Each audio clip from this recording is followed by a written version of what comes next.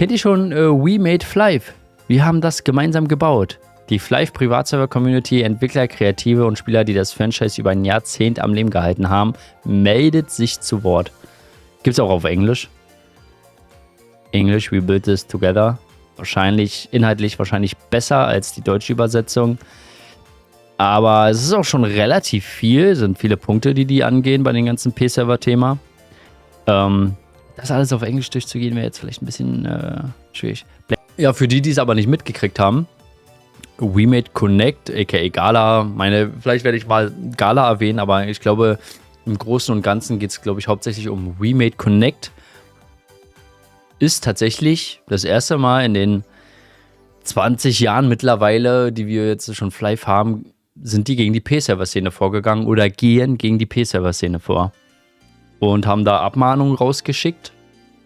Und da brennt bei den Betreibern, die quasi wahrscheinlich schon, könnte man sagen, viele schon 10 Jahre P-Server am entwickeln sind, betreiben sind und so, da brennt die Bude. Ne? Die zittern gerade, dass, ja, ich weiß ja nicht, wie die Einnahmenentwicklung bei denen wirklich alles aussieht. Also ich könnte mir aber vorstellen, dass viele das hauptberuflich machen, dass das deren Job ist schon seit ein paar Jahren, dass sie einfach Flive-Server betreiben. Was denen jetzt so von We Made Connect dann halt berechtigt, unberechtigt, jetzt alles gekillt wird sozusagen. Da gab es so ein paar so E-Mails und so, ne? Also erstmal gab es bei Reddit und so, haben sich welche beschwert, dass Gala das halt macht, wo viele es abgetan haben als Exit-Strategie, dass die Server ja nur einen Grund suchen, um einfach mal zu schließen, nachdem ganzen Geld mitgenommen haben, um dann später wieder neu aufzumachen. Aber irgendwann hat sich dann rausgestellt, dass es ganz viele betrifft. Ja, das ist halt so um diese E-Mail hier von We Made Connect, wo die dann halt schreiben, dass das MMORPG Flive Universe halt Game Assets, Source Code, etc. gehört halt alles We Made Connect und das dürfen die halt nicht verwenden, geistiges Eigentum, wie das Spiel aussieht und. Und die haben halt 48 Stunden Zeit, alles, den Server und die Webseite zu schließen und auch alle Community-Channels, Discord, YouTube, etc., die damit in Verbindung stehen, halt auch zu schließen. Also halt kompletten Shutdown. Dänisch und Deutsch, das ist doch niemals Dänisch, auf was das hier geschrieben wird. Also, die Bell muss auch noch ein bisschen dazulernen. Finde ich auf jeden Fall krass. Das hätte man sich bei Flive irgendwie nie vorgestellt, weil irgendwie gefühlt ging das denen immer alles am Arsch vorbei, aber We Made Connect scheinbar ist da sehr hinterher. Und dazu gibt es jetzt eine Stellungnahme von den P-Server-Betreibern.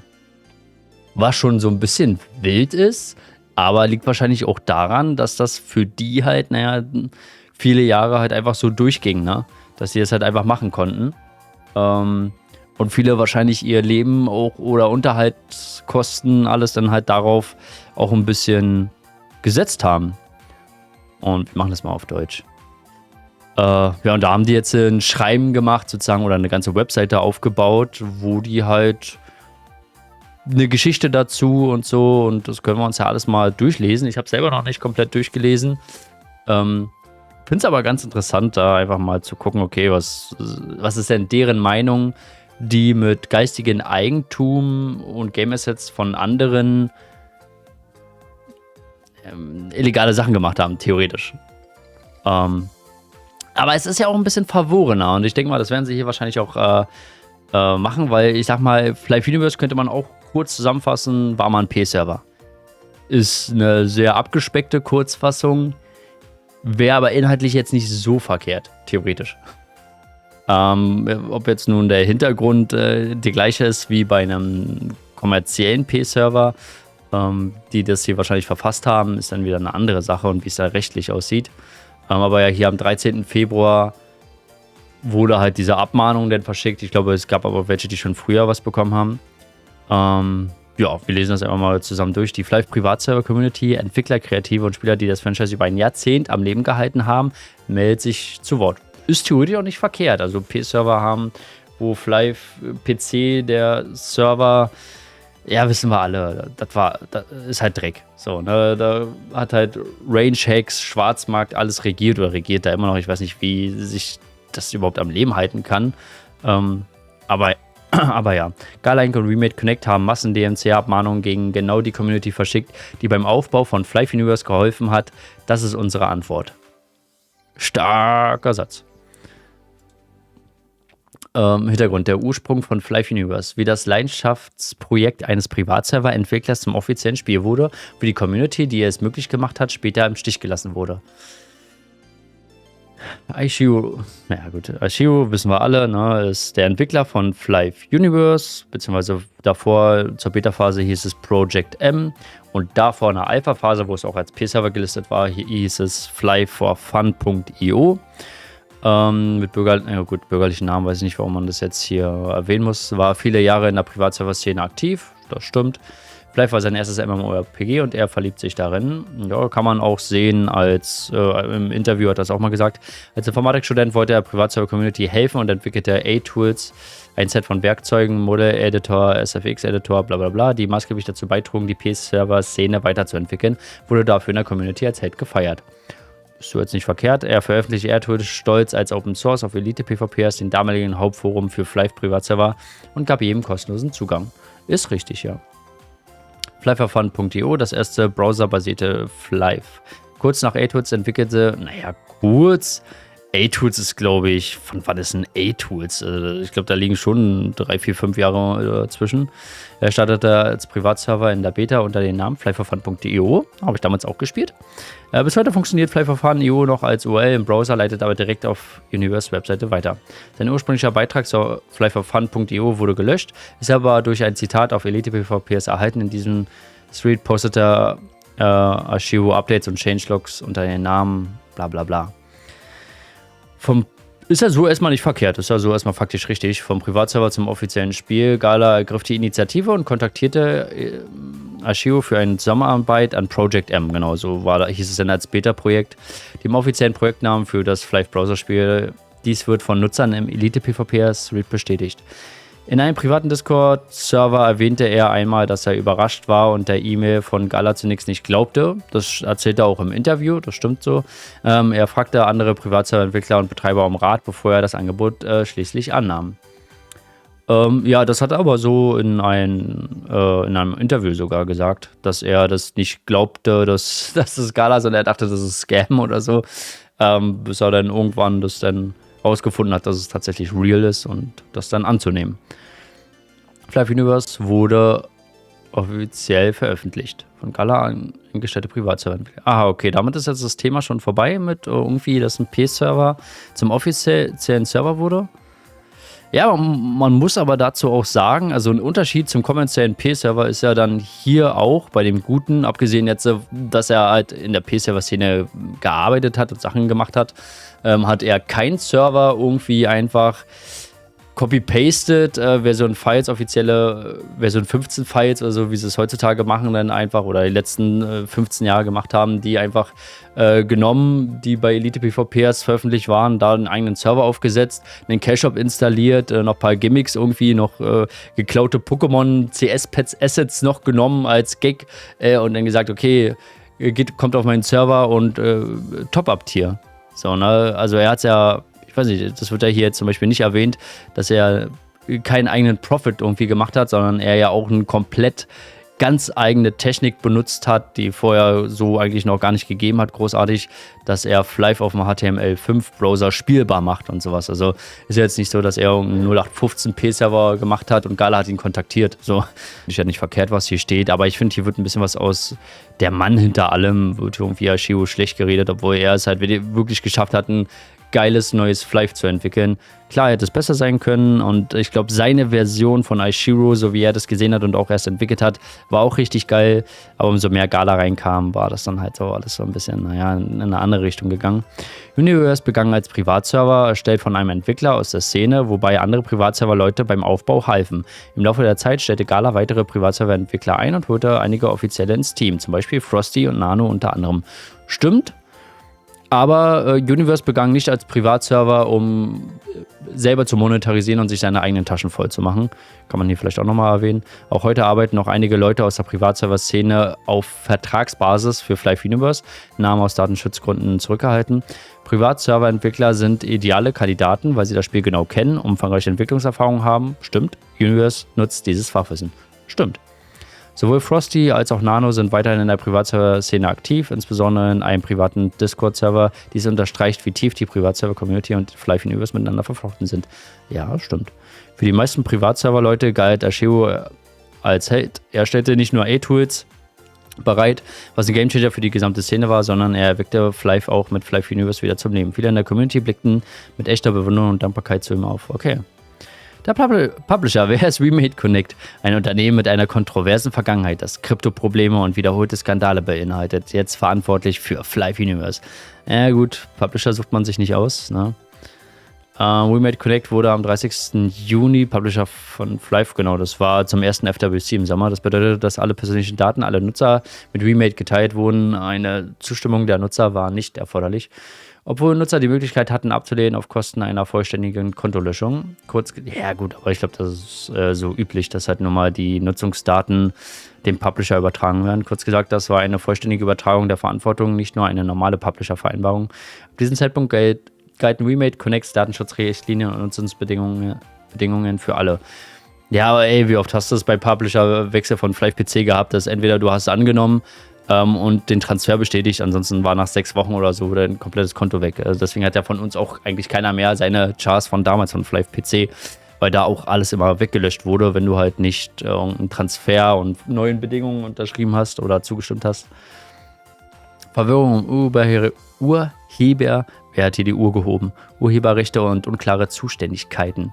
In der Fußzeile der Webseite von Universe steht Copyright Gala Lab Corp, All Rights Reserved, published by Remade Connect. Das bedeutet, das Copyright gehört weiterhin Gala, während Remade nur der Publisher ist.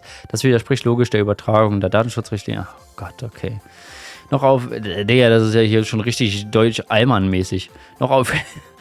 Noch auffälliger Gala Labs AGB-Seite zeigt ein zuletzt aktualisiert Datum von 2018. Oh, ist auch so. Ja. Erwähnt aber bereits Remade Connect, obwohl die Zusammenarbeit erst am 30. Juni 2023 begonnen hat. Da hat wohl jemand vergessen, das Datum zu ändern. Ob diese absichtliche Irreführung oder einfach schlechte Organisation ist, ist unbekannt, aber es ist rechtlich kritisch irreführend. Ist bestimmt nicht schön, aber naja. Fazit, die Verantwortlichkeit sind für Nutzer unklar. Kein Nutzer interessiert sich dafür. Ist nun mal so, meine. Wer ist wofür verantwortlich? Support, Datenmonetarisierung, rechtliche Ansprüche. Diese Verwirrung ist etwas, wofür Remade Connect bereits bekannt ist. Ja, okay, aber wer kritisiert hier? P-Server, die Server aufmachen, Cache eintreiben und dann gleich wieder schließen und dann wollen sie irgendwas von AGB-Verwirrungen erzählen? Die Remix-Token-Kontroverse. Remade hatte eine eigene Krypto-Token namens Remix, der hauptsächlich in Web3 Gaming verwendet wurde. Es gab ernsthafte Bedenken und Vorwürfe bezüglich ihres eigenen Tokens, die zum Delisting durch große Börsen führten. Gründe sind Probleme bei der Tokenverteilung und dem Umlaufangebot sowie unzureichende und unklare Anlegerinformationen. Ja, gut, das ganze Thema ist ja sowieso eigentlich tot, oder? Token wurden Berichten zufolge ohne ordnungsgemäße Offenlegung an ihre Investoren verkauft. Es geht nur ums Geld, auch wenn es nicht legal ist. Kann ich irgendwoher? Es geht nur ums Geld, auch wenn es nicht legal ist. Was Fragen zur Marktmanipulation aufwirft, mit dem Ziel der führenden Gaming-Token zu werden. Der CEO von Remade wurde angeklagt, weil er Verkaufs- und Umlaufdaten für Remix nicht ordnungsgemäß offengelegt hat. Laut Staatsanwaltschaft ließ er kritische Informationen aus. Okay. Ende Februar 2025 wurde die Remix Foundation eng mit Remade verbunden. Opfer eines Hacks-Exploits im Wert von 6,2 Millionen US-Dollar. Kritisch war die verzögerte öffentliche Bekanntgabe. Informationen wurden erst Tage später veröffentlicht. Okay. Ja, ist immer so die Frage, was die Strategie hier dahinter ist. Also mit dem Finger auf andere zu zeigen, um sich selbst zu rechtfertigen, wenn man was Illegales macht. Ich weiß auch nicht. Remix erneute Delisting wieder. Im Mai 2025 kündigte südkoreanische Börsen ein zweites Delisting von Remix an, verbunden mit dem Hack-Vorfall und der Qualität ihrer Offenlegung. Ein Gericht wies Berichten zufolge einen Eilantrag ab und befand die Delisting-Gründe für berechtigt. Ein zweites Delisting ist extrem selten und reputationsmäßig bedeutsam. Klares Signal für anhaltende Governance und Transparenzbedenken rund um ihren eigenen Token. Ja, okay. Google-Sicherheitsbericht über Gala. Ein Google-Sicherheitsbericht über Gala. Ein Jahr nachdem Remade Publisher wurde, kam ein sicherheitsrelevanter Vorfall ans Licht. Google veröffentlichte einen Threat Intelligence Artikel, der besagte, dass Gala Teil eines Hacks-Leaks war, bei dem Gala-Zertifikate für böswillige Zwecke verwendet wurden. Die Antwort von Universe lautete, von Universe, also von Gala oder von Flive Universe? Von wem denn? Von Boboku, dem Schmied, oder? Ja, hier gibt es wahre Elemente, aber Googles Informationen wurden manipuliert, um den Unternehmen zu schaden und Spieler in die Irre zu führen. Sie impliziert dann, dass nichts tatsächlich geleakt wurde und gab keine weiteren Informationen. Was wirklich passiert ist, bleibt unklar, aber es ist bemerkenswert, dass ein weiterer Vorfall auftauchte, bei dem Remade Connect als Publisher beteiligt war. Warum arbeitet Gala mit Remade? Ja, warum denn? Die Partnerschaft scheint von Geschäftsstrategie getrieben zu sein. Remade ist bekannt für aggressive Marktansätze, die zu höheren Einnahmen führen können. Gala nennt es strategische Allianz-Deals mit Remade Connect. Okay. Remade erhält direkten Zugang zu persönlichen Nutzerdaten, wie Gala selbst erklärte, und im Gegenzug profitiert Gala von Remades breiter Reichweite und aggressiven Marketingfähigkeiten. Ja, warum nicht? Ja, also weiß ich nicht. Klar, sicherlich ist vieles davon bestimmt uncool so. Ob es jetzt den einzelnen Spieler jetzt aber irgendwie großartig erstmal interessiert oder auch schadet. Naja, also ich glaube, da findest du wahrscheinlich bei jedem Unternehmen, was irgendwie Dreck am Stecken hat. Und das halt, wie gesagt, von P-Servern dann irgendwie zu sagen, wie war nochmal die Wortwahl? Es geht nur ums Geld, auch wenn es nicht legal ist. Das kommt von P-Server-Betreiber? DMCA-Abmahnwelle. Okay, jetzt sehen wir nochmal ein bisschen, was jetzt geschehen ist. Das ist vielleicht nochmal ganz interessant, da viele Details. Am 6. Februar kündigte Giant Flive auf Discord an, dass sie eine DMCA-E-Mail von Remade Connect erhalten hatten und gezwungen waren, den Server sofort abzuschalten und alle Dienste einzustellen. Zunächst bezweifelte die gesamte Privatserver-Szene, ob es überhaupt echt war oder ob es als Exit-Strategie oder sowas, haben viele gesagt, ja, der hat doch nur einen Grund, damit er nach einem Cash-Grab dann schließen kann und wieder später neu aufmachen kann. Giant Flive veröffentlichte ihre Abschaltungsankündigung auf Discord, die als Warnung für andere P-Server-Betreiber diente. Es wurde schnell bestätigt, die DMCA war echt. Also sehen wir hier nochmal die Discord-Meldung. Ich finde es auch crazy, wie viel pro Kommentare es bei Spielestyle das Video geschrieben wurde hinsichtlich P-Servern. Dann solche Fake News wie Aishio, P-Server, bla bla bla. Man weiß von Anfang an, dass Aishio mit Gala arbeiten wollte. Das ist es ja. So, Aishio war nicht einer, der einen P-Server betrieben hat, um das selbst zu monetarisieren, um seine eigenen Taschen. Das erwähne ich ja hier auch immer. Also man muss das schon differenzieren. Man kann nicht einfach sagen, P-Server ist P-Server und Aishio, ja, hat auch A-Tools erschaffen und so, damit man besser mit Sachen arbeiten kann, was auch in der P-Server-Szene genutzt wird und so. Aber er hat Fly for Fun, einen komplett neuen Source Code, ja, das Spiel komplett von neu aufgebaut, auf einer komplett neuen Plattform im Browser spielbar, mit die ganze Zeit gerufen und gesagt, ich möchte mit Gala zusammenarbeiten, lizenzieren. Der hat sich nicht einen Cash-Up gemacht, um seine eigenen Taschen voll zu hauen und sonst irgendwas. Weißt du, und andere P-Server, die laden sich da irgendwelche Assets runter von Pokémon so als CS-Pad, was dann auch wieder gestohlen ist und sowas alles. Und basteln hier ein bisschen rum so und denken, die haben da irgendwie das Rad neu erfunden. Sondern die haben wie ein VW Golf oder sowas, machen da andere Scheinwerfer vorne und Rücklichter hinten ran, tauschen auch das Radio aus und machen noch einen Plüschstoff ums Lenkrad und sagen dann, ja, ich hab hier ja auch komplett was Neues gemacht und so und komplett eigene Ideen und so. Nee, es ist immer noch ein VW Golf. So, du hast kein eigenes Auto gebaut, was du jetzt irgendwie hier sagen kannst, dass du das Auto komplett neu erschaffen hast du nicht. Ja, vielleicht hast du noch einen coolen Spoiler hinten rangeklebt oder sowas, bleibt aber ein VW Golf und ist nicht dein eigenes Auto, was du selber von Anfang an aufgebaut hast. So. Aber gut. Kann man vielleicht auch anders sehen. Ja, auf jeden Fall, hier sieht man dann die Schließungsankündigung von Giant Flive und nochmal die DMCA. Hat man auf einem anderen Bild schon gesehen. Gegenmaßnahmen vergeblich. Dieser Vorfall löste Alarm bei Privatserverbetreibern und Entwicklern aus. Verständlich. Schnelle Gegenmaßnahmen wurden ergriffen. Entfernung von Flive-Assets von Websites, Entfernung von Flive aus Logos und Website-Elementen. Server hofften keine eigene DMCA-Abmahnung zu erhalten. Leider war dies vergeblich. Wie in der DMCA-E-Mail sichtbar, erklärte Remade ausdrücklich, dass sie sich dieser Gegenmaßnahmen bewusst waren und dass diese nicht helfen würden. Sie erklärten auch, dass sie bereits alle wichtigen Daten gesammelt und recherchiert hatten. Massen-DMCA am 13. Februar 2026, also ja, ist jetzt 3 Tage her. Diese E-Mail wurde an etwa 90% aller Privatserver gesendet, eine DMCA gegen die gesamte Privatserver-Szene. Das bedeutet, dass Remade schon lange vorher Informationen gesammelt hatte, wahrscheinlich über einen Zahlungsanbieter, Gala-Entwickler, die in den privaten Discord-Gruppen vertreten waren und allgemeine Vorbereitungen, die sich über 1 bis 2 Jahre erstreckten. Weißt du, wenn sie wenigstens mal so lange auch an gute Events arbeiten würden. Mann! Dies wird durch die Tatsache gestützt, dass auch E-Mails an Personen verschickt wurden, deren Server seit 1 bis 2 Jahren offline waren. Das ist schon crazy, dass Leute, die schon seit 1, 2 Jahren keine Server mehr hatten, dass selbst die E-Mails und sowas bekommen haben. Es wurden E-Mails an Eigentümer verschickt, die nicht mehr Eigentümer waren. Dies beweist, dass die Aktion lange im Voraus geplant war. Während all dieser Vorbereitung warnte kein Gala-Entwickler irgendjemanden, ja, warum ist auch nicht deren Aufgabe, irgendwelche Leute schon vorzuwarnen und zu schützen, die illegale Sachen machen. Sie blieben im privaten Discord-Server, als ob nichts passieren würde.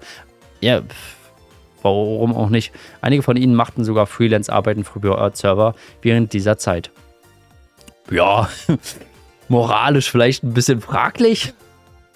Wenn jetzt ein Frosty für einen P-Server da noch irgendwie so schicke Flussanimation von Wasser noch so anbietet und verkauft, vielleicht mit dem Hintergrundwissen, der Server wird ja sowieso weit geschlossen von Remade Connect. Also das wäre jetzt schon ein bisschen wild, der Gedanke, aber naja, was willst du machen? Geld schmeckt. Tatsächlich findet Freelancing zwischen Gala und Universe-Entwicklern und Privatservern bis heute statt. Einige Gala-Entwickler machen weiterhin Freelance-Arbeit für Privatserver. Das Vertrauen wurde nie offen gebrochen, es wurde still ausgenutzt. Zunächst wurde angenommen, Giant 5 könnte ein Einzelfall sein aufgrund ihrer umfangreichen Werbung. Das ist halt auch crazy. Also wie doll als Privatserver, der illegale Sachen macht, ja, wenn du halt auch Werbung bei Instagram schaltest, jeden anschreibst, jeden Streamer oder so, der so wie ich mal einmal im Monat streamt und dann gleich irgendwelche Angebote machst und das auf allen Plattformen breit tretest, dass du P-Server hast. Gut, wäre wahrscheinlich unausweichlich so oder so gekommen, aber wie penetrant wird es als P-Server oder P-Server-Szene halt auch sein, so, ne? Arbeit ist Arbeit. Angesichts zahlreicher Anzeichen, dass Gala Remade dies lange geplant hatten, einschließlich unbestätigter Leaks, hatten viele Server jedoch bereits nach Giants DMCA Gegenmaßnahmen ergriffen. Ja, die haben halt irgendwie jetzt, wenn du bei G-Top, den Privatserver, da guckst und so, haben sie halt Flive überall rausgenommen, überall da, wo irgendwas mit Flive steht, ist halt nicht mehr, da haben sie jetzt MMO reingeschrieben und verlagern jetzt die paar noch, die online sind und so, Insanity und so, die großen, vielleicht haben sie dann auch die Mittel halt, die Server dann irgendwie nach Russland und sowas zu verlegen und so und von dort aus zu hosten, weil von da können sie dann halt nichts mehr machen, irgendwie in Russland oder anderen Ländern, wo halt dann Gala oder Remade Connect dann nicht mehr so ein kooperationsbereitschaftes Land hat, um ihre Rechte da durchzudrücken. Ja, deswegen, falls ihr euch fragt, warum bestimmte PC noch online sind, entweder triggern die das lange heraus, was vielleicht nicht so klug ist, oder die verschieben halt ihr Hosting irgendwie nach anderen Ländern, wo halt Remade Connect es dann nicht mal so einfach hat, wie zum Beispiel Russland. Das an Hosting-Anbieter gesendete PDF. Das folgende Dokument, Seiten als Screenshot, wurden an Hosting-Anbieter und Cloudflare für einige Server gesendet. Es erwähnt ausdrücklich finanziellen Schaden, fordert aber keine Nutzerdaten an, was verdächtig ist.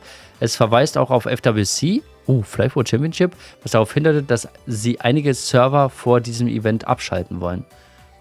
Die Gala Remade Connect, die machen das schon extra für FWC, ne? Genau deswegen machen sie jetzt diesen Zeitraum, weil wahrscheinlich auch viele jetzt, Flive jetzt nicht so, P-Server vielleicht ein bisschen Abwechslung. Und damit für zum FWC aber alle wieder am Start sind und auch einen Grund haben anzufangen, weil die P-Server alle geschlossen sind und alle dann wieder Flive-süchtig sind, so wie ich. Ja, ich kenne meine süchtigen Flive-Hasen. Ja, Digga, das ist ja geil. Official Notice Flive Universe IP Protection. To may concern issued by Remade Connect, publisher, the massively multiplayer online game Flive Universe. Verify that your service is currently hosting a facilitated unauthorized private servers that is infringing up to the intellectual properties rights of Gala Lab Corp. Ahead of causing significant financial damage and brand Devaluation, ich kann kein Englisch, especially ahead of our global event FWC 2026, Leute. Wir haben es confirmed. Ja, okay. And the live service, genau. Target suspend service permanently to prevent further unauthorized commercial gain from our IP. Ja, okay, und da sind dann wahrscheinlich noch viele komische Zeichen noch mit drauf, die ich nicht lesen kann und noch mehr komische Zeichen, die ich nicht lesen kann. Und noch mehr komische Zeichen mit Stempel, die ich nicht lesen kann. Ja, mit Stempel ist schon krass. Also komische Zeichen, die ich nicht lesen kann, ist schon ein Ding, aber auch noch mit Stempel ist nochmal ein ganz anderes Ding. Ja, auf jeden Fall hier so, ja, oh, das sieht aber schick aus hier. Das würde ich auch gerne von Gala haben. So eine Medaille mit Flive drauf, das wäre schon schick hier, so als Background. Ja. Aktuelle Situation, während diese Server vor etwa 10 Jahren tatsächlich Flive Privatserver genannt werden konnten, hat sich die Landschaft heute drastisch verändert. Einige Server scheinen fast völlig andere Spiele zu sein. Naja, weil sie bis Level 300 gehen mit 50 Rebirth-Systemen und irgendwelchen Pokémon-Assets. Ja, eigenen Assets und Welten und Namen. Und andere näher an einem klassischen Flive-Erlebnis bleiben. Aber alle sind einzigartig auf ihre eigene Weise, geprägt von Jahren unabhängiger Entwicklung. Neonaro war darauf wieder klassische Cash-Grab, hätten auch ohne DMCA dich gemacht. Ja, natürlich. Selber der Statham, der Typ schon. Der macht sowieso. Das ist halt so. Der macht halt alle 3 Monate einen neuen Server auf, komplett neu, ja, und hier wieder tolle neue Features und ganz wie noch nie vorher gesehen und total krass und so. Und ja, macht er wieder dicht, wenn nach 1-2 Monaten Einnahmen nicht mehr fließen, selbst mit Streamer nicht. Und wird halt ein neuer gemacht. So, das ist halt P-Server. Ja, gibt auch andere P-Server, aber. Die Überschneidung mit den ursprünglichen Flive-IP variiert stark, was die pauschale Rechtsgrundlage dieser DMCA noch fragwürdiger macht. Wobei zu bedenken ist, dass Gala Universe-Mitarbeiter buchstäblich beim Erstellen. Nee, finde ich eigentlich überhaupt nicht. Also, die basieren auf Flive, auf geistigen Eigentum, was deren nicht gehört. Am Ende ist es trotzdem Flive. Wie beim Auto. Du kannst das Scheinwerfer so oft wechseln, wie du willst, oder das Radio. Oder noch, weiß ich nicht, was machen. Das bleibt halt trotzdem VW Golf. So, oder dass du einen anderen Motor einbaust. Also, ich weiß auch nicht. Server, die in Russland und unbestimmten anderen Ländern gehostet werden, sind sehr wahrscheinlich außerhalb der Reichweite dieser DMCA-Abmahnung, da lokale Gesetze ausländische Urheberrechtsansprüche dieser Art entweder nicht anerkennen oder nicht durchsetzen. Die rechtliche Durchsetzbarkeit dieser Takedowns variiert stark je nach Gerichtsbarkeit und Hostingstand. Ja, gut, das ist halt fachlich nun mal so. Oder das ist halt leider nun mal so, dass du es halt bei bestimmten Ländern halt nicht durchsetzen kannst. Und wahrscheinlich werden viele dann dorthin, von da irgendwie die Server dann hosten. Mit anderen Worten, die DMCA-Welle mag Störungen verursachen, aber es ist unwahrscheinlich, dass sie ihr Ziel erreicht, die Privatserver-Szene vollständig abzuschalten. Nee, vollständig nicht, aber vielleicht reicht ja auch 80% oder 90%. Server können sich anpassen, umziehen und weitermachen, wie sie es immer getan haben. Wenn nicht, werden neue Leute mit neuen Servern kommen. Ja, das ist wahrscheinlich so. Es ist halt ein Katz-und-Maus-Spiel, denn. Aber es wird wahrscheinlich trotzdem reichen, um schon mal, weiß nicht, 50% oder sowas der Betreiber mindestens wahrscheinlich schon mal komplett einen Takedown vorzunehmen. Und wenn Privatserver sich entscheiden abzuschalten, werden viele ihre Serverdateien veröffentlichen, komplette fertige Spiele bereit zum Starten. Dies wird nur noch zu mehr Privatservern führen. Ist doch sowieso schon seit, weiß ich nicht wie vielen Jahren so, die auf diese Dateien aufbauen. Die DMCA mag eine Tür schließen, aber sie öffnet Dutzende weitere. Okay, Gala und Remade hoffen, ihre Einnahmen durch diese Maßnahmen zu steigern. Aber es gibt einen Grund und es gab ihn immer und warum nicht jeder auf offiziellen Servern spielt. Ob es die starke Pay-to-Win-Monetarisierung ist, das übermäßige Grinden und gelöste Bugs-Exploit, Dupes, besonders auf Flive PC. Ja, auf Flive PC auf jeden Fall, aber auf Flive Universe eigentlich überhaupt nicht. Oder einfach ein Mangel an Vertrauen in das Unternehmen dahinter. Spieler haben ihre eigenen. Wieso? Was für ein mangelndes Vertrauen hat er? Ich liebe Stone Rain Event. Spieler haben ihre eigenen Gründe, Alternativen zu wählen. Das Abschalten von Privatservern wird daran nichts ändern. Das ist nicht ganz unrecht. Also ich spiele jetzt auf einem anderen PC-Server. FWC kann ich mal. Was? Nein. Wir werden schon alle auf FWC spielen. Doch, aber welche Klasse meine ich? Wahrscheinlich Billposter bzw. Forcemaster. Mal gucken. Warum es weht hat, der Verrat. Digga, was für ein Verrat. Warum sich Privatserverbetreiber und Entwickler nach Jahren gegenseitiger Zusammenarbeit entsteht. Digga, also da interpretiert aber ein bisschen viel rein, ey. Jahre aktiver Zusammenarbeit. Also, Gas-Entwickler halfen aktiv bei der Förderung von Privatservern, indem sie Leuten in der gemeinsamen Discord-Gruppe halfen, Fragen zum Spiel und seinen Code beantworteten und Tools teilten. Viele Jahre lang schien es, als würde Gala anerkennen, was Privatserver für das Franchise bedeuten. Also, den Satz oder den Absatz finde ich schon ein bisschen sehr wild formuliert, muss ich ehrlich sagen. Gehen wir mal weiter. Die meisten Flive-Betreiber und Entwickler waren zusammen mit Gala-Entwicklern in einem gemeinsamen Discord-Server, wo sich gegenseitig halfen, Themen jenseits von Flive zu diskutieren und echt Spaß zusammen hatten. Die Grenzen zwischen offiziellen Community wurden absichtlich verwischt, weil beide Seiten profitieren. Ich glaube, da wird aber viel so rein interpretiert, so, ne?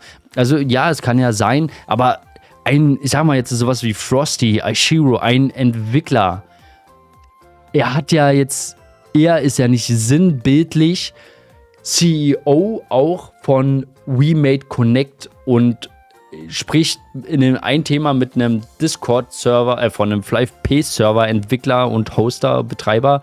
Und im nächsten Moment hat er einen Call, denn wie er am besten gegen die P-Server-Szene mit dem CEO von We Made Connect. Meine, vielleicht war es auch so, keine Ahnung. Aber ich glaube, da interpretiert er auch ein bisschen viel rein. Also Frosty, denke ich mal, zum Beispiel ist einfach nur einer, der leidenschaftlich gerne, so kommt es mir jedenfalls vor, leidenschaftlich gerne seit Jahren halt einfach in den Flive Thema, Entwicklung und sowas halt alles drin ist. Und der kommt halt aus der Szene so und hat halt gute Arbeit bei Flive Universe geleistet, dann wodurch er auch eingestellt, siehst du, konkretes Beispiel ist ja gleich Frosty. Ja, ist halt einfach ein Typ, der hat da hammermäßig was drauf, dem macht es wahrscheinlich Spaß, so, der kann sich da drin verlieren, kann sich da aber auch austauschen mit anderen denn aus der Szene, P-Server-Szene. Aber er ist ja auch nicht sinnbildlich einer, der jetzt dann ausspioniert dann und alle Server schließt. So. Also ich glaube, da gibt es halt schon andere von We Made Connect, die das dann halt machen und vorantreiben.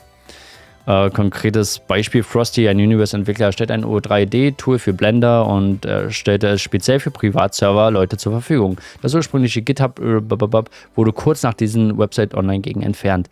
Ja, ne, ist halt auch irgendwo den Selbstschutz. So, ja. Es existiert jedoch Backups. Eine Community-Mitglied hat das Repository vor der Entfernung geforkt. Digga, was für Wörter kann ich? Wo Frosty eindeutig als Mitwirkender aufgeführt ist. Zusätzlich ist eine vollständige Kopie der Originalen. Ja, Mann, meine Güte. Und nu? Ja, Frosty, wissen wir, ist aus der P-Server-Szene und der Typ hat einfach auch nochmal was drauf. Der Discord-Verrat. Im Nachhinein scheint es, dass der gemeinsame Discord-Server möglicherweise genutzt wurde, um Informationen über Privatserver-Betreiber zu sammeln. Ja, es ändert ja auch nichts daran, dass Privatserver illegal sind. So. Er ist halt auch illegal, so, ne? Und Frosty ist halt immer kein P-Server-Betreiber, der damit seine eigenen Taschen voll macht. Aishiro ist keiner, sondern halt andere sind das ist halt so der Kernunterschied und der wird hier komplett außer Acht gelassen, von vorne bis hinten.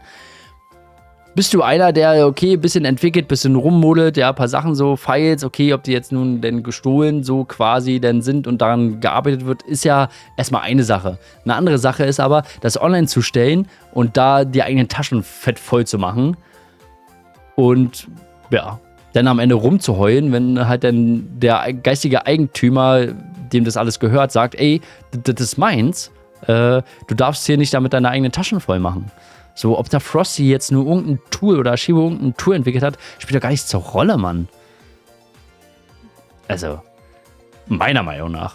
Zum Zeitpunkt von Giant Flives DMCA verließ Aishiro diesen Discord-Server ohne ein Wort und löschte all seine Nachrichten vollständig, vermutlich, um sich von der Privatserver-Community zu distanzieren. Ja, na, klar, der wird bestimmt gehört haben, der Publisher geht jetzt davor und macht da jetzt ein bisschen was und gehen wir da lieber raus. Aishiros Entscheidung. Es scheint, dass Aishiro eine Entscheidung getroffen hat. Anstatt sich für die P-Server-Community einzusetzen, entscheidet er sich, voll und ganz Gala anzuschließen. Ja, okay. Obwohl er derjenige war, der 8-Tools veröffentlicht hat, der das Browserspiel erschuf, das Universe wurde und der frisches Leben und unzählige Spiele an die gesamte Szene gebracht hat. Ja, weil er sich dazu entschieden hat, für Gala anzuschließen, haben wir... Dieser Wandel begann etwa Mitte 2025. Nee, er ist schon 2022 nach Südkorea gezogen, um sich Gala anzuschließen und an Project M zu arbeiten. Das war nicht Mitte 2025. Ja, okay, da wurde er Vicepräsident von Gala. Okay, davor war er nur Head Developer. My bad. Aber der, also... Ich finde halt, so eine Argumente ist halt super schwach. So, ne? So wie auf den Finger auf ihn zu zeigen, so, ja... der Typ hat eine Entscheidung getroffen. Der Typ hat die Entscheidung getroffen, Frankreich, Freunde und Familie in Stich zu lassen, um an Project M zu arbeiten, damit wir ein ganz neues Flive, offizielles Flive kriegen. Was für einen Stich gelassen, Alter. Nur weil er mal A-Tools gebaut hat vor 10 Jahren oder 12 Jahren. Das ist echt wild. Man könnte ja auch einen P-Server machen ohne Cash Grab, aber das würden die Entwickler niemals machen, denn es geht ihnen ja um die Liebe zum Spiel. Ich mein Geldbeutel. Ja, das ist ja das Problem und das wird hier nirgendwo erwähnt. Ja, Aishiro war auch ein P-Server-Entwickler. Aishiro hat auch einen P-Server gemacht, der als P-Server gelistet war. Aishiro hat aber auch einen komplett neuen Source-Code auf einer komplett neuen Basis, HTML5, alles codiert und gebaut. Ich habe davon keine Ahnung, aber ich glaube, dadurch, dass noch niemand anderes vorher und nachher irgendwie geschafft hat, auch kein WoW auf dieser Basis gibt oder weiß ich nicht, was auf dieser Basis gibt, und er kein Cash-Shop, kein Geld für irgendwas jemals als P-Server-Betreiber verlangt oder bekommen oder möglich war und er von Anfang an kommuniziert hat, er möchte offiziell lizenziert ein Flive bauen und betreiben. Und das hat er halt einfach gemacht. Und das hat er auch mit etwas Besonderem gemacht, so, ne? Mit Flive Universe als HTML5-Game, was du auf dem Tablet, auf dem Handy, auf dem MacBook, auf dem Fernseher, auf dem Playstation überall zocken könntest. Ja? Interface fehlt da vielleicht noch ein bisschen. Aber die hier rumheulen, sind halt irgendwelche, die, weiß ich nicht, Copy-Paste-Files von Elite-PvPers runterladen, Server starten und sich dann noch von Aishiro oder von Frosty wahrscheinlich noch irgendwelche besonderen Sachen basteln lassen, wie sie es hier überall schreiben, um dann zu sagen, wir haben ja so super Features und betreiben ihren P-Server für 3 Monate bis hin schließen, 2 Monate Pause und dann wieder von Aishiro oder Frosty was Neues bauen lassen und dann wieder neu hosten, um wieder Cash-Grab zu machen. Und dann heulen, die machen hier, WeMade Connect macht illegale Sachen, um damit Geld zu verdienen. Ja, okay. Doppelmoral rechtfertigt halt nicht deine eigene Sache. So. Wäre Gala schon früher genauso konsequent gegen P-Server vorgegangen, hätte Aishiro wahrscheinlich nie Flive Universe entwickelt. Kann möglich sein, ja. Aber dann, wenn sie so konsequent schon gut dahinter gewesen wären, hätten sie vielleicht auch ein eigenes, in dem Zug auch ein eigenes gutes Flive gebaut. So. Die haben halt damals nur Flive einfach begraben lassen, weil sie selber nicht mehr wussten. Gala hat enorm profitiert wegen Privatservern. Sowohl Aishiro als auch viele andere Privatserver-Leute waren aktiv am Aufbau von Universe beteiligt. Privatserver hielten Flive viele Jahre am Leben. Das stimmt so, als Flive PC praktisch tot war. Ja, Flive PC war und ist tot. Und P-Server war das einzige legitime, wenn du Flive spielen wolltest. Das ist halt wirklich Fact. Also was wirklich Fact ist, vor Flive Universe oder Project M waren Privatserver das einzige, was du im Bereich von Flive spielen konntest. Weil Flive PC halt einfach Arsch war. Hauptsächlich aufgrund von starker Monetarisierung, Pay-to-Win und ungelösten. Also starker Monetarisierung, Pay-to-Win, ja gut, Free-to-Play, MMORPG ist aber jetzt bei bestimmten PC-Servern auch nicht anders. Gerade die langlebig sind, müssen halt auch irgendwie Geld machen. Was problematisch bei Flive PC war, ist Exploits und Dupes. Hacks, Exploits, Bots, Dupes. Das ist halt einfach Katastrophe und ist zum Glück teilweise nicht vorhanden bei Flive Universe, beziehungsweise nicht so extrem. Also Bots, selbst das Bot und Exploit und Dupes, also die 3 Sachen eigentlich bei Flive Universe nicht existent. So, ja, wahrscheinlich FWC hast du dann wieder irgendwelche Botter oder, weiß nicht, Philippiner, die nichts Besseres zu tun haben, als 24/7 im Metz zu farmen und so. Aber ja, gut. Es ist klar, dass Gala den Privatservern viel zu verdanken hat. Viele Jahre lang schien es, als würden sie dies anerkennen, aber am Ende wurde die Community, die beim Aufbau von Flive half, im Stich gelassen. Digga, also die denken aber auch, dass die selber Flive Universe entwickelt haben, oder? Also ich weiß nicht, ob da tatsächlich 50 Leute von den P-Server-Betreibern der letzten Jahre in Frankreich alle neben Aishiro saß, als er Flive Universe gebaut hat, aber irgendwie schreiben sie es hier so. Aber am Ende wurde die Community, die beim Aufbau von Flive half im Stich gelassen, okay. Das sind die Gründe, warum sich Privatserverbetreiber und Entwickler sich im Stich gelassen fühlen. Nach Jahren der Zusammenarbeit und dessen gegenseitigen Nutzen wurde die Community beiseite geschoben. Ja, Privatserver sind technisch illegal, auch faktisch. Das bestreitet niemand. Aber ist dieses Verhalten fair? Ja. Ist es deren Recht? Ist es menschlich? Ja, also es ist deren Recht. Freundschaft aufbauen, Hilfe annehmen, jahrelang von einer Community profitieren und sich dann umdrehen und rechtliche Schritte gegen genau die Menschen einleiten, die das alles möglich gemacht haben. Wie kann das auf irgendeine menschliche Weise akzeptiert werden? Das ist das, was wehtut. Ja gut, aber also man muss doch wissen, wenn man im P-Server-Szene unterwegs ist, dass man da auf dünnes Eis läuft, oder? Oder bin ich total verblendet? Aber es muss einem doch bewusst sein, du läufst auf dünnem Eis. So, das kann jederzeit unter dir zusammenbrechen. Vielleicht hast du Glück, vielleicht hält die Eiszeit noch 5 oder 10 Jahre, vielleicht auch 15 Jahre, vielleicht auch 20 Jahre, vielleicht auch für immer. Aber das ist eine P-Server-Szene, das kann immer jederzeit, kannst du abgestraft werden für das, was du da tust. Nee, bist du nicht. Also keine Ahnung, wie ist das wild. Konsequenzen, der Schaden, was dazu geführt hat, die Konsequenzen für Spieler, Server und das gesamte Fluff-Ökosystem. Warum jetzt die Bot-Ban-Folgen? Seit Remade Publisher wurde, änderten sich einige Dinge, hauptsächlich in Bezug auf Geld. Das Botting-Problem war entscheidend.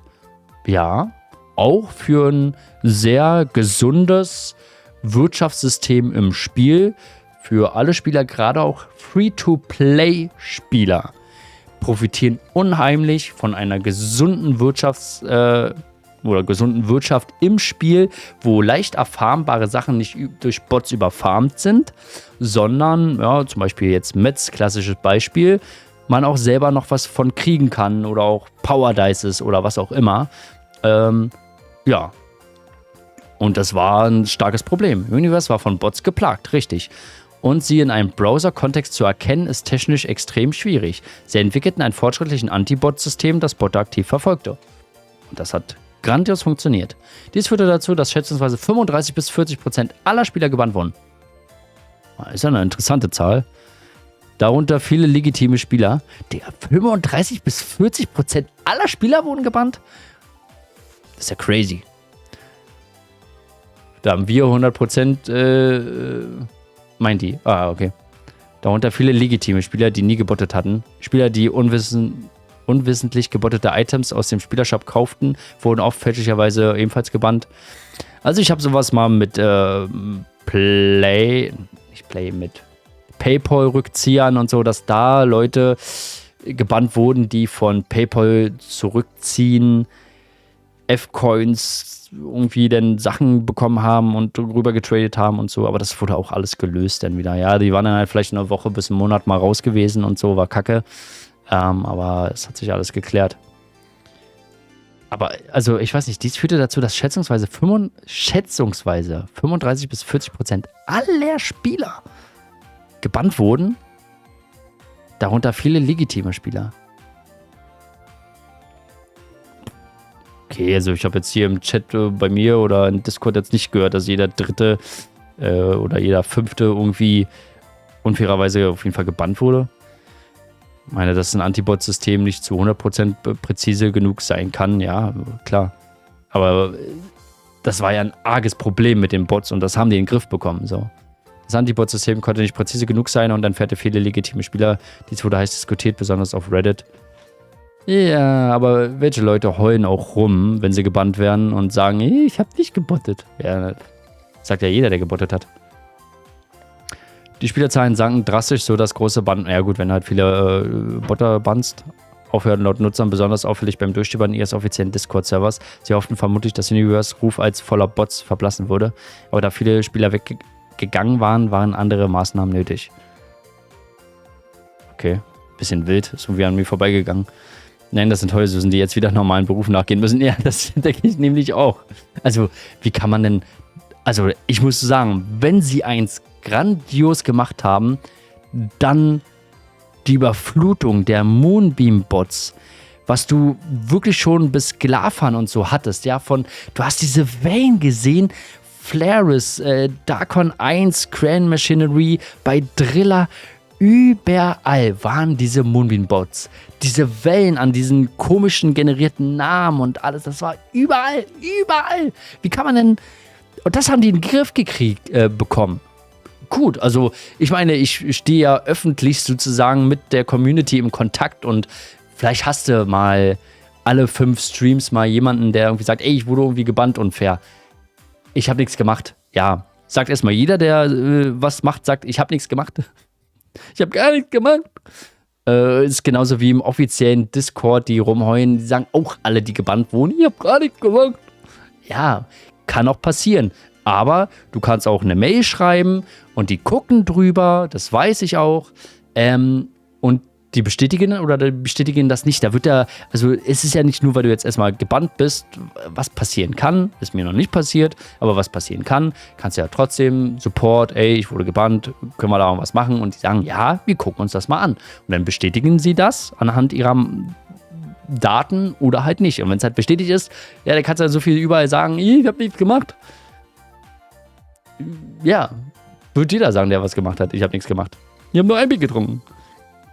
Also ich weiß nicht, wie man das mit dem Botten, dass sie das gelöst haben, wie man das in so ein schlechtes Licht stellen kann. Das Botting, also ja wahrscheinlich, weil die P-Server-Betreiber nebenbei auch noch Bots verticken. Gut, ist vielleicht doppelt blöd gelaufen, dass ja erst die Bots, dass das wahrscheinlich nicht mehr so gut läuft mit den Bots verkaufen und jetzt auch noch ja, das nächste Standbein oder das Hauptstandbein mit den eigenen P-Servern wegbricht. Auch schwierig. Zahlen ausdenken. Einfach aus der Luft geholt. Woher haben die Info? Keine Ahnung. Weiß ich nicht. Ich kann es mir nicht vorstellen. Also ich habe das so nicht beobachtet. Hätte ich das... Ich hätte es ja in meinen Streams und Chats und Discord beobachte ich ja auch alles aus meiner Perspektive, aus meiner Bubble sozusagen. Und da habe ich nicht bekommen, dass, ich sag mal, auch nur 10% von legitimen Spielern gebannt wurde. Wo man das mitgekriegt hat, war nicht mit dem Bots und irgendwelchen Items und so, weil gebottete Items, Power Dices oder sowas, kannst du sowieso nicht trennen. Also nur weil da jetzt irgendwelche 20 Power Dices oder sagen wir mal 20 Stacks 999 Power Dices irgendwie durch Bots erstellt wurden und die sind in Umlauf gekommen, ja, da kannst du ja nichts machen und da haben sie auch nichts gemacht. Und ich habe auch bewusst von Bots gekauft. So ist nun mal so gewesen damals. Wenn du gesehen hast, irgendwie da steht PD468 übelst günstiger Preis, irgendein RM mit blauen Wings und ein Stick in den Armen und hat da einen Vendor-Shop oder einen normalen Shop offen und die sind super günstig. Ja, meine Fresse, ich habe die gekauft. Wurde ich gebannt jemals? Nee, wurde ich nicht. Ich habe auch gewusst, dass die von Bots sind, aber was willst du denn machen? Wenn ich es nicht kaufe für den günstigen Preis, dann hat es halt nach 20 Sekunden halt ein anderer gekauft. So, und also, weiß ich nicht, Digga, ganz wild, was hier behauptet wird. Also das Einzige, wo ich weiß, dass legitime Spieler gebannt wurden, war beim ersten FWC mit diesen ganzen blöden Secret Room Skins, dass da weiß ich nicht, was für Preise aufgerufen wurden, mit 100k FC verkauft. Der das getoppt hat das auf einen ganz neuen Account gemacht und so, hat danach den Top-Up wieder zurückgezogen über PayPal, weil er gesagt hat, das war ich nicht und so. Und dann hat Gala das Geld da gefehlt, so, weil die F-Coins oder das Geld für die F-Coins wurde zurückgezogen. Die F-Coins wurden in A-Protects und sowas umgewandelt, wurden verteilt und dann wurden die das bekommen haben für das Item, was sie rausgegeben haben, die wurden dann halt gebannt. Das ist einmal blöd gelaufen und dann haben sie auch ein paar Maßnahmen getroffen, dass es dann nicht mehr so passiert und die Leute wurden dann halt wieder entbannt. Meine Fresse, bei Metz kannst du das doch auch nicht verhindern, außer du farmst alles selbst, ja. Und da wird auch keiner gebannt deswegen. Also nur weil da irgendwelche Bot-Items in die Gegend gehen. Das sind ja keine gedupten Luzaka Crystal Axe Ulti plus 10, die jetzt da gedupt wird. Das sind halt Bot-Sachen von Metz oder Power Dice. Ja, das kannst du ja nicht verhindern. Wegen dem Power Dice wird jetzt keiner gebannt. DMC als Einnahmestrategie. Die nächste Maßnahme DMC gegen Privatserver. Das Ziel ist es, so viele Privatserver wie möglich abzuschalten, damit Spieler auf offiziellen Server wechseln und die Einnahmen steigen. Die Remake selbst in ihrem PDF erklärt, geht es bei den DMCs ums Geld. Ja, natürlich geht es ums Geld, Mann. Wir leben im Kapitalismus. Warum soll es denn sonst gehen? Mann, euch geht es auch nur ums Geld. Gala ging zuvor nicht gegen Privatserver vor, weil es rechtlich schwierig und kostenspielig war. Ihr Fokus liegt daher auf Meldungen an Anbieter und Dienste und nicht auf tatsächliche Klagen. Aber ganz ehrlich, wenn es so krass ums Geld geht, würde ich persönlich, wenn ich die Rechte habe auf mein eigenes Eigentum, ja, wo ich hier sehe, ich habe da die Rechte, ich wäre nicht so wie WeMade Connect, die nur sagen, wo ist es denn? Wo ist denn die E-Mail? Hier ist die E-Mail. Die nur sagen,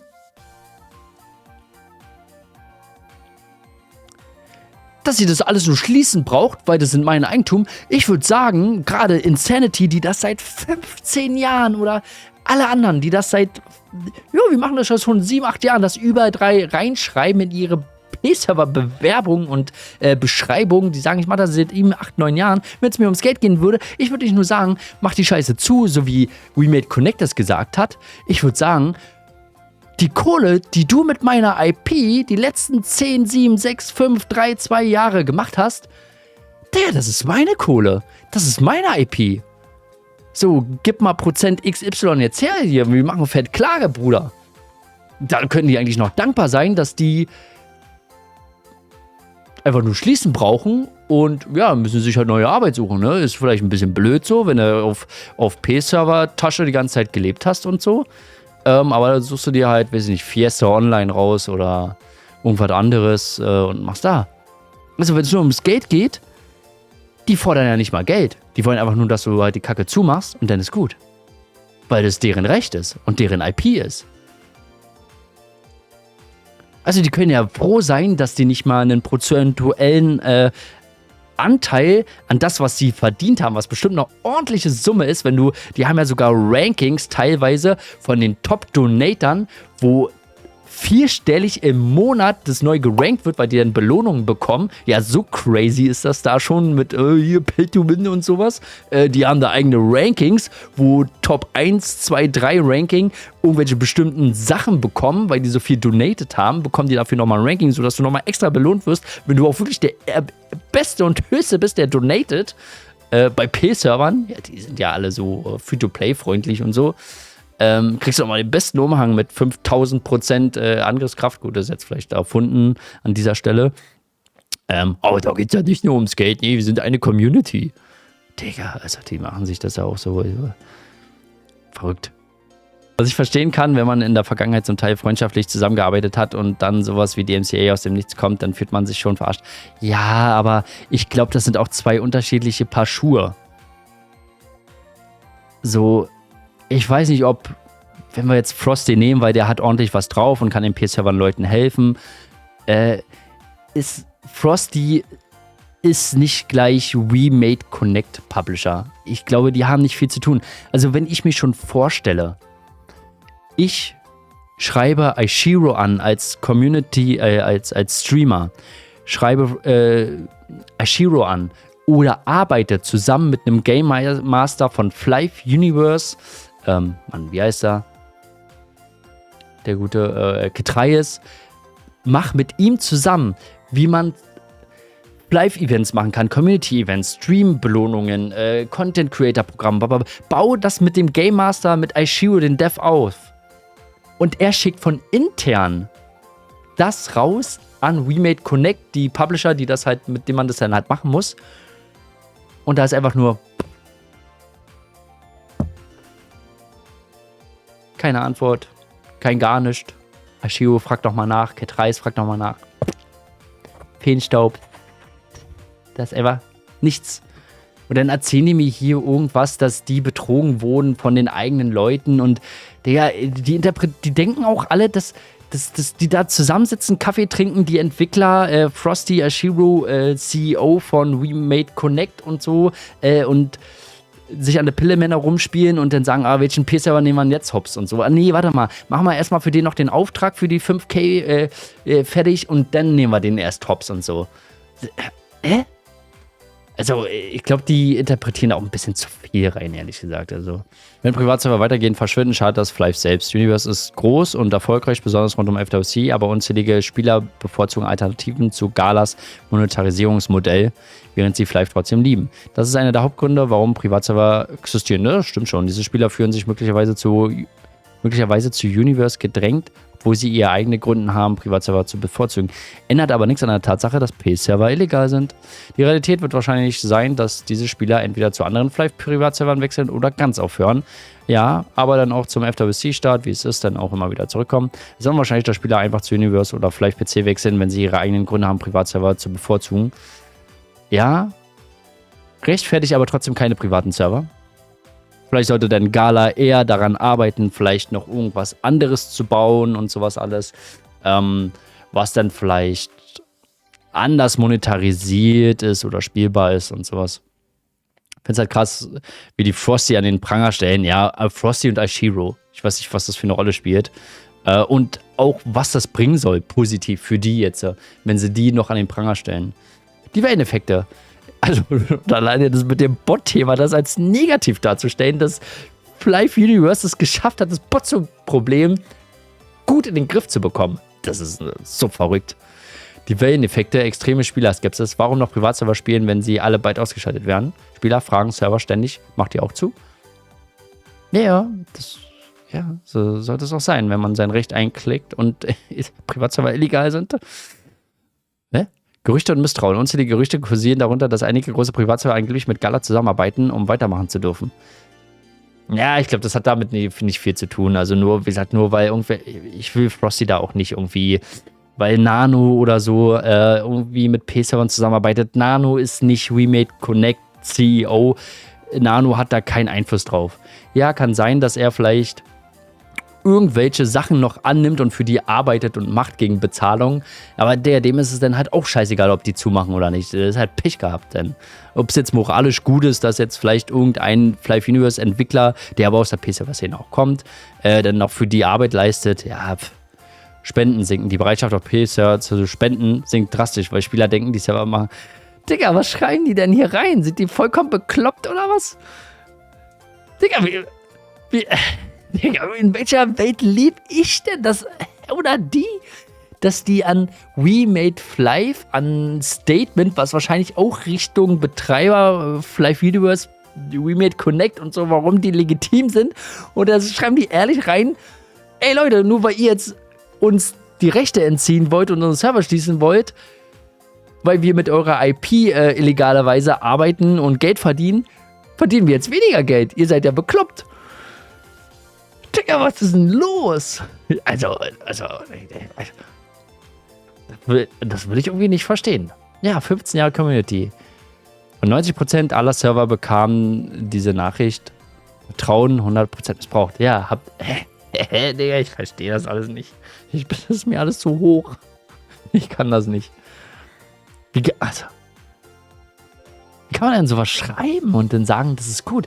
Also, hier sind sicherlich einige Punkte drin, die inhaltlich ganz gut sind. Ja, so, dass Aishiro selber aus der P-Server-Szene kam, dass Frosty aus der P-Server-Szene kam, dass die dadurch schönes neues Flive gebaut haben, dass es Alternativen vielleicht geben kann, müsste, sollte zu vielleicht dem ganzen Konzept von Flive, wie es monetarisiert ist, dass nicht alle das so feiern und so, dass bestimmte Sachen vielleicht anders mal gebaut oder ein anderer Blickwinkel drauf geworfen wird, was so Entwicklung von Flive, was ist vielleicht auch möglich und sowas alles, ist alles richtig, ist alles gut.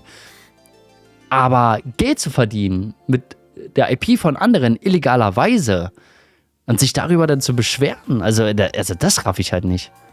Bots zu sagen, dass das Bot-Problem ja irgendwie gefixt wurde, dass das ja schlecht ist. Unsere Position, ja, aber was ist denn eure Position?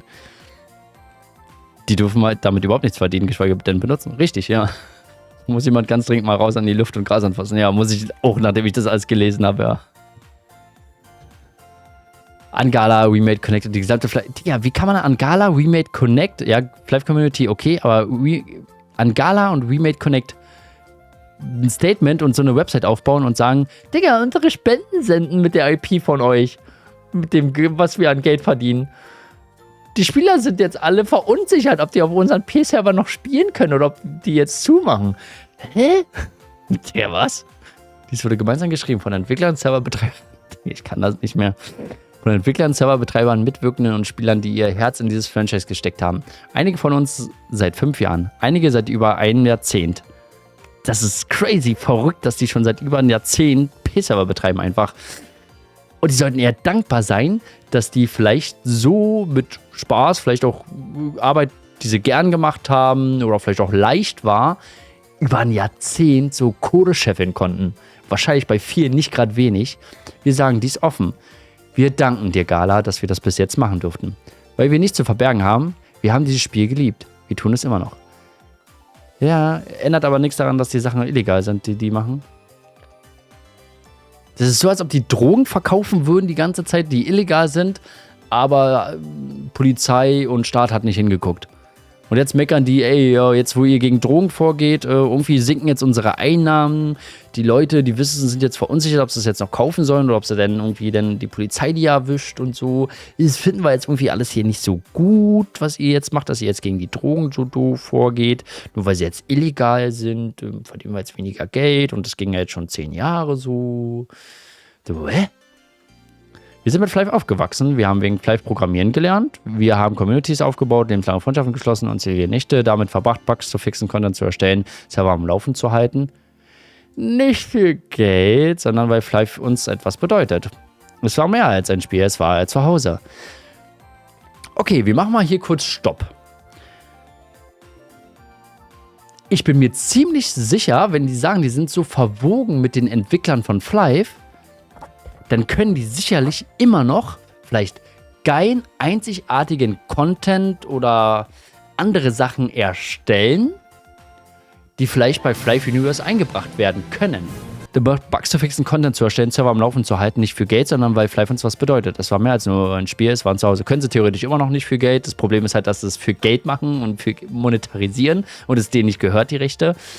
Wenn die aber daran so viel Spaß und Leidenschaft haben, können sie das ja auch immer noch machen. Und wenn sie so verwogen sind mit Flive Universe und den Entwicklern, dann können die sicherlich auch geilen Content erstellen, so wie es iShoeRite auch gemacht hat. Ich finde, wenn du auch wirklich was Geiles, Krasses, Einzigartiges machst, ja, dann wird das vielleicht auch irgendwie sich von selbstverständigen, verwirklichen und irgendwie vorangetrieben und da kommt Aufmerksamkeit hin und sowas, ne, durch YouTube-Streamer, durch andere Entwickler, die sagen, ey, das ist einfach krass, was du da gemacht hast. So, und das können wir bestimmt irgendwie dann ein Spiel implementieren, da kann man was draus machen und so. Aber nur weil du andere Felgen beim gleichen Auto aufziehst, hast du nicht gleich eine komplett eigene Sache gemacht. So, ne? Es ist nicht komplett ein anderes Auto, so, weil du Scheinwerfer oder was weiß ich, ja, nur weil du beim Spiel irgendwelche Assets umgeändert hast. Ja, und selbst wenn du was Neues designs oder grafisch gemacht hast oder von Freelancer irgendwas Neues hast designen lassen und im Spiel eingefügt hast, ist es nicht ein eigenes Flive. So, das ist immer noch die geistige IP von Remade Connect, beziehungsweise von Gala, und es gehört dir nicht und du hast es nicht zu monetarisieren. Und wenn du es doch machst, dann musst du halt damit rechnen, dass die ihr Recht halt einholen. So, Punkt. Das schadet Flive selbst. Wir glauben, dass Remade wahrscheinlich die treibende Kraft dahinter ist, angesichts ihrer Vorgeschichte, aggressiver und fragwürdiger Geschäftspraktiken. Digga, wenn P-Server-Betreiber was von fragwürdigen Geschäftspraktiken erzählen. Sie haben Gala möglicherweise unter Druck gesetzt, mitzumachen, aber unabhängig davon, wer den Knopf gedrückt hat, der Schaden ist angerichtet. Bei den P-Server-Betreibern, die illegale Sachen machen. Ja, Privatserver sind technisch illegal und auch faktisch illegal. Das wissen wir bestreiten das Recht nicht, aber Legalität und Moral sind nicht dasselbe. Ja, okay. Ihr macht das eine aber dadurch nicht irgendwie besser. Ihr habt euch mit uns angefreundet. Ihr seid unserem Discord beigetreten. Ihr habt uns geholfen, unsere Server aufzubauen. Ihr habt mit uns gelacht, Wissen mit uns geteilt. Einige von euch haben sogar Freelance-Arbeit für uns gemacht. Und dann habt ihr all das in eine rechtliche Waffe gegen uns verwandelt. Wie ist das in Ordnung? Ich glaube nicht, dass der einzelne Entwickler, der mittlerweile für Flive Universe arbeitet, das alles im Überblick hatte und geplant hat. Aber gut, kann man so vielleicht behaupten, macht aber deren Statement nicht besser. Wir sind nicht hier, um einen Krieg zu beginnen. Wir sind nicht... ich sage euch, FWC 2026 wird richtig lustig werden, was DDoSen und Lags betrifft. Das wird richtig lustig werden. Digga, das wird so ein Lagfest, Alter. Dagegen war wahrscheinlich letztes Jahr noch gar nichts. Wir sind nicht hier, um Hass zu schüren. Wir sind hier, weil wir am Boden zerstört sind. Digga... Fast jede einzelne Person, mit der wir gesprochen haben, Entwickler, Spieler, sogar Menschen außerhalb der Flive-Szene, teilten dasselbe Gefühl. Das ist zutiefst grundlegend falsch. Bin ich in einer Bubble unterwegs? Oder bin ich zu deutsch dafür, dass Recht und Lizenzen von anderen, wenn das andere klauen, dass es nicht rechtens ist und dass das nicht sein darf? Und gerade wenn sie dann noch mit Geld verdienen? Wir fordern Transparenz. Ja, Transparenz ist, ihr nutzt geistiges Eigentum von anderen, um damit selber Profit zu machen, was ihr nicht dürft. Das ist die Transparenz. Und WeMade Connect fordert sich ihr Recht ein. So, Punkt. Wir fordern. Und jeder Rechtsstaat, in dem wir leben, Gott sei Dank, gibt WeMade Connect Recht oder Gala, weil es deren Recht ist. Das ist deren fucking IP, das gehört denen, das haben die entwickelt. Wenn die so krass gut und schlau und toll und Entwickler und so krasse eigene Server machen, man, dann entwickelt doch ein komplett eigenes Spiel. Kann ja Flive ähnlich aussehen, ja, so wie Flive, so wie Fiesta. Wenn die so krass sind und ihre Server so individuell und super und toll sind, Digga, dann entwickelt doch ein eigenes Spiel. Dann macht's doch. Macht's doch wie Aishiro. Ja, ein eigenes, komplett eigenes Ding zu machen. Macht's doch. Dann heult doch nicht rum. Wir fordern, dass die Menschen, die dieses Franchise am Leben gehalten haben, durch die dunkelsten Jahre, als sich niemand sonst darum kümmerte, mit dem Respekt und der Würde behandelt werden, die sie verdient haben. Das schuldet ihr uns. Nö, ich würde sagen, die Peer-Server-Szene war gut und wichtig, ist gut und wichtig gewesen. Flive PC war absoluter Murks gewesen, hat sich niemand drum gekümmert, war wirklich Katastrophe und Peer-Server waren das Einzige, was du von Flive technisch spielen konntest. Es ist aber auch nicht so, dass die Peer-Server-Betreiber das ja for free für uns alle gemacht haben. Ja, dass die for free haben die Live gemacht und Live-PC und Sachen entwickelt und so.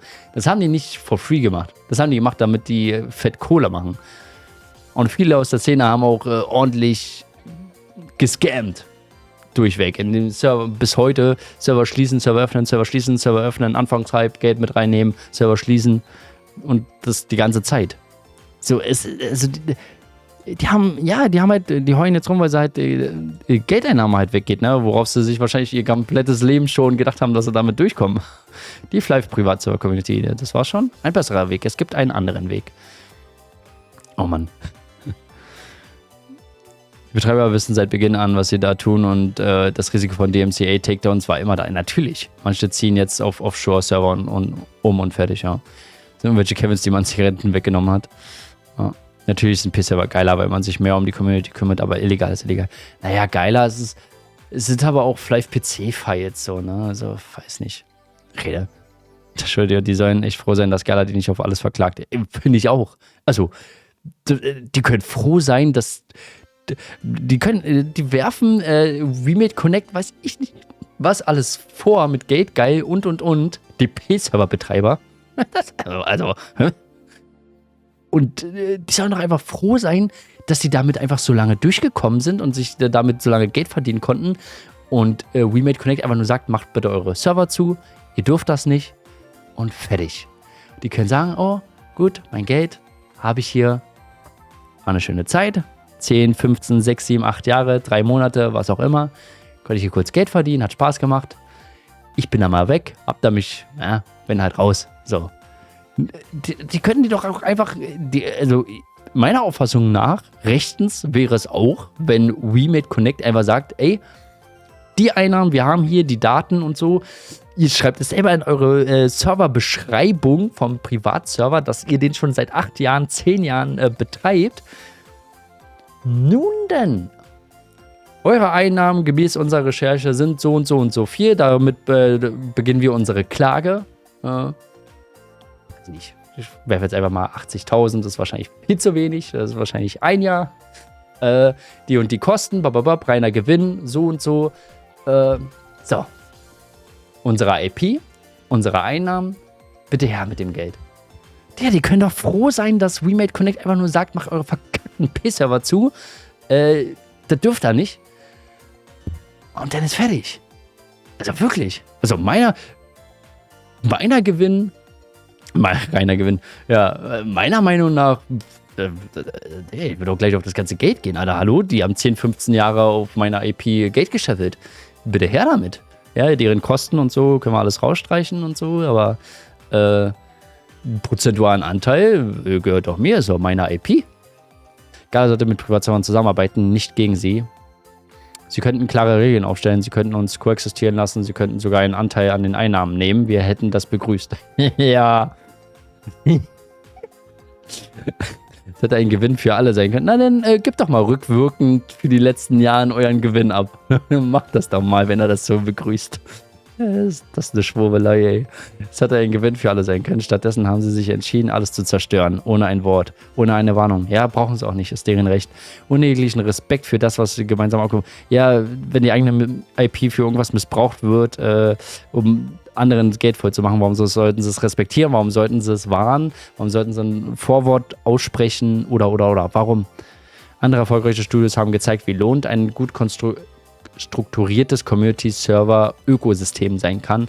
Daybreak Game Company, EverQuest, Rockstar Games, GTA 5 und 5M, NC Soft, Cities of Heroes, Bethesda, Skyrim, Valve, Source Engine, Epic Games, Fortnite und Unreal Tournament, Microsoft, Mojang, Minecraft, EA, Star Wars Battlefront 2. Diese Beispiele zeigen, dass fanbetriebene Server bei einem klaren Lizenzrahmen und technischen Schutzmaßnahmen die Lebensdauer eines Franchise verlängern können, kostengünstige Innovationen fördern und die Marke stärken können. Dabei die geistigen Eigentumsrechte und Sicherheitsanforderungen des Publishers respektieren. Ja, würde ich auch für Flive sehr cool finden. Genauso wie ein Content-Creator-Programm ein richtiges, würde ich auch sehr cool finden, wo ich einen Anteil der Einnahmen bekomme, dass ich auch nicht mehr richtig arbeiten gehen muss. Wäre auch schön. Naja, nun gut. Werde aktiv, handeln, so kannst du helfen, dass unsere Stimmen gehört werden. Verbreite die Nachricht, kontaktiere die Presse, wende dich an Gaming-Journalisten und Publikationen. Ja, also, bin ich so desillusionisiert oder raff ich nicht, dass P-Server-Betreiber an die Presse öffentlich gehen, dass die mit geklauten Rechten und IP, nur weil die jetzt kein Geld mehr verdienen können und Gala oder We Made Connect auf ihren Recht besteht, an die Presse zu gehen? Hä? Ich raff's nicht. Ich raff's einfach nicht. Ich raff's nicht, wie die denken können, dass die im Recht sind, P-Server zu betreiben und damit fett Geld zu verdienen. Und nur weil jetzt We Made Connect auf das Recht besteht und die schließen sollen und die brauchen nicht mal was abtreten, Junge, das ist ja noch viel verrückter. Was soll ich denn da an die Presse gehen? Die lacht mich doch aus. Die sagen, hä, bist du doof? Hä? Wo soll denn da der Skandal jetzt sein? Oder die Schlagzeile? Höchstens, dass die so desillusioniert sind oder was. Ich kann diese Worte nicht aussprechen. Das ist das Einzige, was pressewürdig ist. Medien- und Pressekontakt. Erwäge diese Publikation zu kontaktieren, um diese Geschichte aufmerksam zu machen. Elite P5. Ja gut, die haben auch Artikel, das stimmt schon. Aber hä? Kontaktiere uns. Ja, ich kontaktiere gerne euch, um zu fragen, ob ihr wirklich so doof seid. Ich habe meinen Teil getan, ich habe ja Aufmerksamkeit, aber ich habe natürlich auch meinen Senf dazu gegeben, als Flive Universe Fanboy.